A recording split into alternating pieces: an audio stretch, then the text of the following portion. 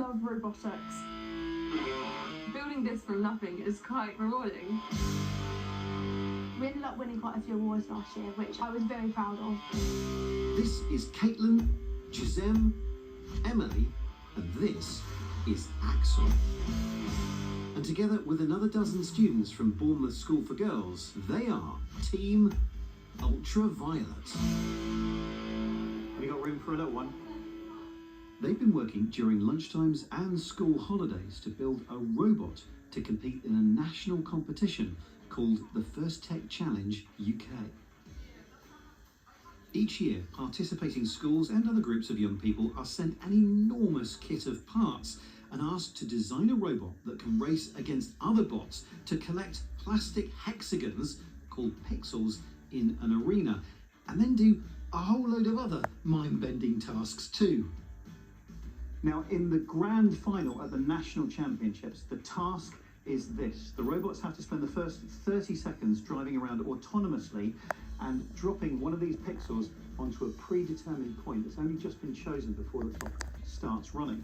The next 90 seconds are spent being manually driven around and depositing as many of these pixels as possible into the target boards over there. Then the things have to do pull-ups on these bars and also launch a paper aeroplane at a line just outside the arena. Got it? Good. It's a complicated brief, and it means that there are many different robot designs that might do the job. What's the brush for? To get pixels in. Because with a claw, you have to be precise of where the claw goes down to clean it up. Whereas a brush, as it constantly moves and moves, it will always just be pushing it in. There's going to be a box here, the pixel is going to lift it and then onto the board that's behind. So it's a kind of catapult? Yeah, basically, but we're hoping that it's not going to chuck away. Okay, I stood in the wrong place today, didn't I?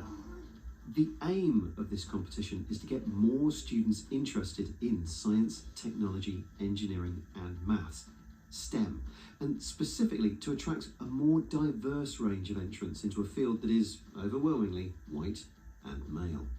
There's about 24-25% of the current STEM workforce that are women. You often see folks who are neurodiverse, for example, young people who have autism, they have brilliant qualities that they can bring into the STEM landscape, but there's a massive underrepresentation there. I would have thought those people would be drawn to it and very good at STEM, and so I'm surprised that they are underrepresented. It's a huge shame.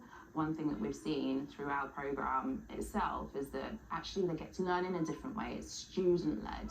So if they have a special interest, something that really drives them, they're allowed to flourish in that space. It's difficult to do in a classroom setting because you've got a curriculum to follow, you move on from one area of focus to another. So how do you get non-typical pupils involved in this? For us, it's the connection between STEM meeting sport, so making it as fun and exciting as you would, a football match, for example, or a music festival. The interesting thing, though, about this competition is that to attract a wider range of students with a wider range of interests, it is, as its slogan suggests, about more than robots. They don't have to just challenge themselves in terms of building a robot, mechanics, the design. They also have to develop a business plan, a strategy with the game itself, plan their own outreach with younger primary school children, fundraise. How hard have they been working? Very hard. Many hours every week and making me work hard as well. And we've checked out your merch as well. Yeah, the hats, we made those in the coach on the way to the first competition. Have you noticed any difference between girls' teams, boys' teams and mixed teams?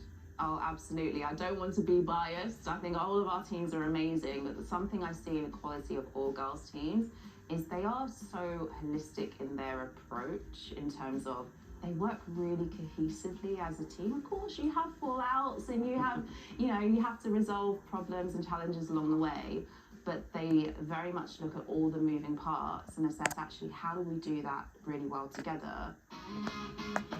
Okay, it's time to test today's upgrade with Axel's driver, Emily. And I notice, as with so many robots these days, that's a standard games controller that you're Yeah. using. So that's what I guess you've grown up being used to. Surprisingly, I wasn't used to this. So initially, we recruited drivers based on their sort of video game experience because they would be familiar with a controller like this.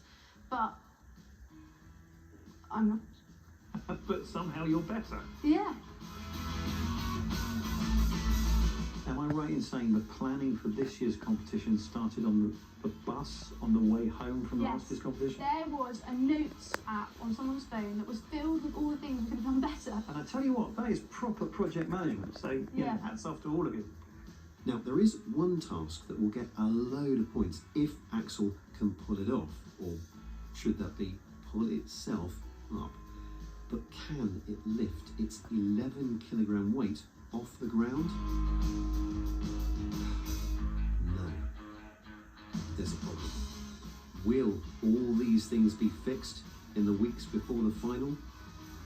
We'll find out when we go to the finals later in this programme.